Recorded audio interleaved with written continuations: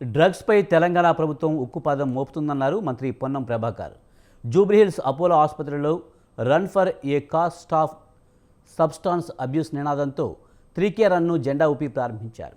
ఎక్కడ డ్రగ్స్, గంజాయి ఉన్నా నార్కోటిక్స్ విస్తృతంగా తనిఖీలు చేసి కేసులు నమోదు చేస్తుందన్నారు.